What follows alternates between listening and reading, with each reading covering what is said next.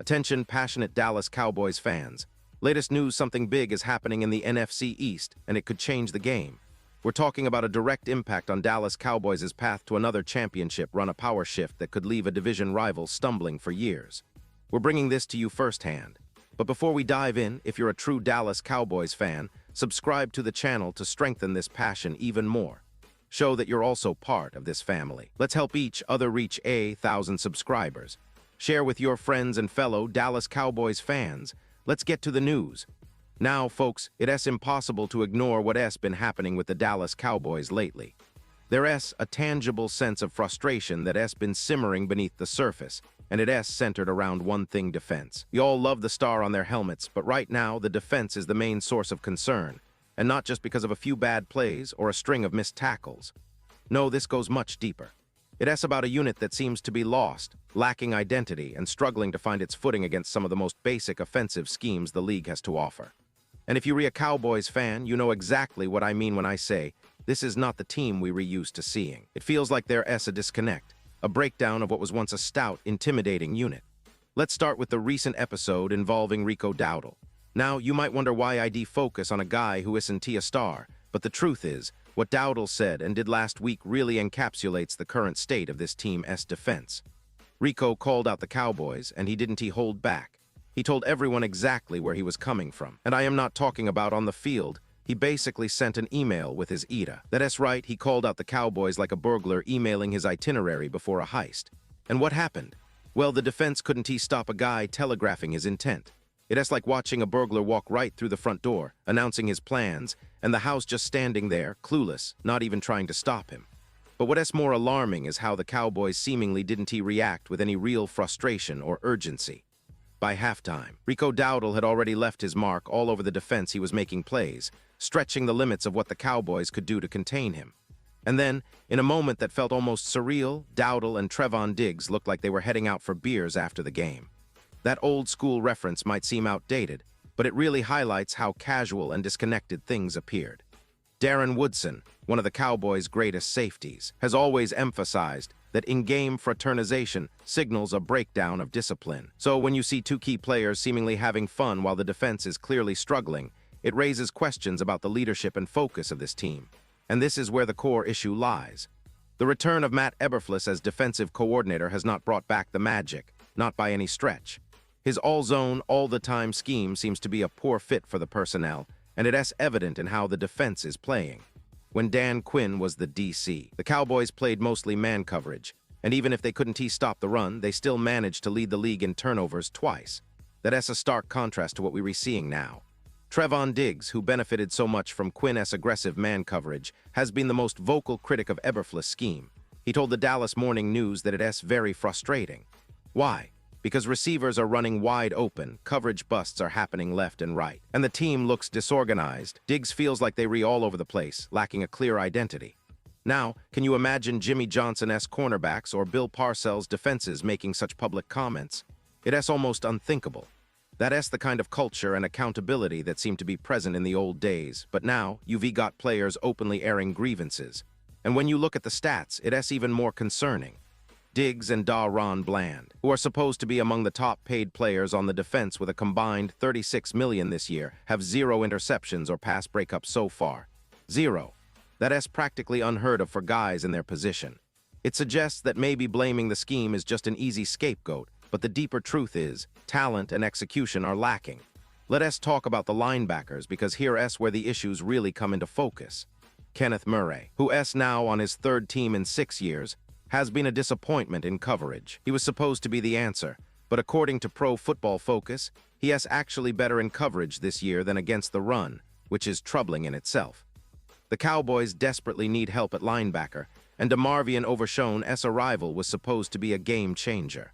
But he couldn't get here fast enough to bolster what's arguably the league's worst unit. And it's not just the linebackers. Remember when Jerry Jones said that their inability to stop the run was a big reason for trading for Kenny Clark? Well, 6 games into the season, teams are still running all over the Cowboys as if they a Depression-era bank easy pickings. Kenny Clark, who was supposed to shore up the middle, is ranked 82nd among defensive tackles by PFF. That's not good enough. Meanwhile, the guy the Packers got in exchange for Clark and a couple of first-round picks is considered the league's best edge rusher. The contrast is stark. Micah Parsons, who has been the shining star of the defense, has had to cover up a multitude of sins covering, tackling, and making plays that shouldn't be so hard to make on a team with high draft picks and big contracts. But the truth is, the Cowboys don't seem to have enough talent on that side of the ball. If they did, even lining up 10 guys, someone would stumble into a good play now and then. And if we were going to point fingers at Eberflus, then we have to look at Jerry Jones, too. Because when Dan Quinn left to coach the Commanders, the Cowboys could have simply kept the same scheme and maintained some stability. Instead, Jerry decided to bring back former head coaches as coordinators Mike Zimmer and then Eberflus. It has a curious pattern and one that doesn't seem to be paying off. Joe Witt Jr., who was promoted to defensive coordinator in Washington, has a defense that's league average at best. They've given up fewer touchdowns and yards than the Cowboys, but that's not exactly a glowing endorsement. You have to wonder what the Cowboys' record would look like with Dak Prescott's offense paired with a league average defense. Frankly, it's enough to make your blood boil. Because the talent is there, the potential is evident, but the execution simply isn't. It's a team that looks well-adjusted on the surface, but beneath that veneer there's a disconnect. The irony of it all is that when officials penalized a player for unsportsmanlike conduct, it was Rico Dowdle, yes, Rico Dowdle, who drew the flag for a hit on Shemar James. Maybe it's old school, but it seems the Cowboys could use a little of that old-school juice, that adrenaline, to spark them. Sometimes, adrenaline makes up for a lack of talent or even a bad scheme. Who would have thought a year ago that Rico Dowdle would come to symbolize everything that's wrong with the Cowboys? Not just on the field, but in the post-game comments where he said they wasn't buckled up. That statement, to me, sounds like an epitaph for the current state of this team's defense. It's a stark reminder that sometimes the culture and attitude matter just as much as excess and OS. Now, all of this raises a bigger question. What is the future for this defense? Because it's clear that the talent isn't enough, and the scheme seems to be a poor fit for the personnel. The Cowboys have some talented players, no doubt. Micah Parsons is a game wrecker, a true difference maker.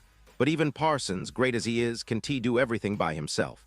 The secondary, for example, is lacking playmakers, and the linebackers are struggling to cover and tackle. Teams are exploiting these weaknesses every week. It's almost as if there's a blueprint out there: attack the Cowboys' defense, and you'll find success. The coaching staff, for all their experience, seems to be caught in a cycle of trying to fix something that might be fundamentally broken. Bringing back former head coaches as coordinators has not yielded the results they hoped for. The defense in Washington, under Joe Witt Jr., is league average, but even that is better than what the Cowboys are showing right now. Imagine what the team could do with a league-average defense paired with Dak Prescott's offense. It's mind-boggling to think how much better they could be. But instead, they restuck in a cycle of blame, scheme issues, and missed opportunities. And that brings us to the big picture. The NFC East is shaping up to be a competitive division this year, and the Cowboys' struggles on defense could be their undoing if they don't find a solution soon. The division rivalries are fierce, and every game counts. If the defense can step up, it's going to be a long season, no matter how good the offense is. And let us be honest, the offense has been pretty good at times, but it's not enough to compensate for a defense that can stop a nosebleed. So Dallas fans, what is the outlook? Well, it's a mixed bag. The talent is there, but the execution and scheme are not. The coaching decisions and personnel moves have left many scratching their heads, wondering if there's a clear plan to turn things around. And with each passing week, the frustration builds. The Cowboys are a team that's built for greatness, but right now they're just not reaching their potential. It's frustrating to watch, especially for those of us who bleed blue and silver. Now I want to shift gears a little and talk about the bigger implications, because this isn't just about one bad game or a few bad plays. It's about a culture that needs to be realigned, about accountability, discipline, and a clear identity on defense. The Cowboys have historically been a team that could flip the script quickly, especially on defense. But this season, it feels like they restuck in neutral. They need a wake-up call, and they need it soon. One thing is certain, the NFC East is wide open this year. The Eagles are formidable, the Giants are unpredictable, and the Commanders are showing signs of life. For the Cowboys, every game is a must-win, and every mistake is magnified. The defense's struggles are not just a blip, they're a trend that could define the season if they don't correct course. And correction has to come from all levels: coaching staff, players, front office. It's a team effort, and right now it feels like they're running in circles trying to find answers. But amidst all this chaos, there's still hope.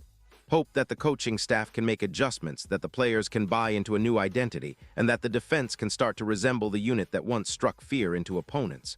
Because the talent is there. Micah Parsons, Ron Bland, and others are capable of playing at a high level. The question is, will they?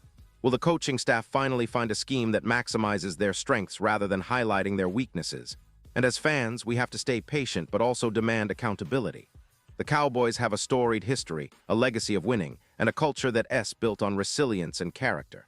It's easy to get discouraged when things aren't going your way, but I believe in the heart of this team. I believe they can turn it around. But it's going to take more than just talent. It's going to require a collective effort, discipline, and perhaps a little old-school grit, something Rico Dowdle seems to have in spades. So, as we look ahead, the focus has to be on fixing what's broken. The defense needs to find its identity, and that's not just about schemes or personnel, it's about mindset.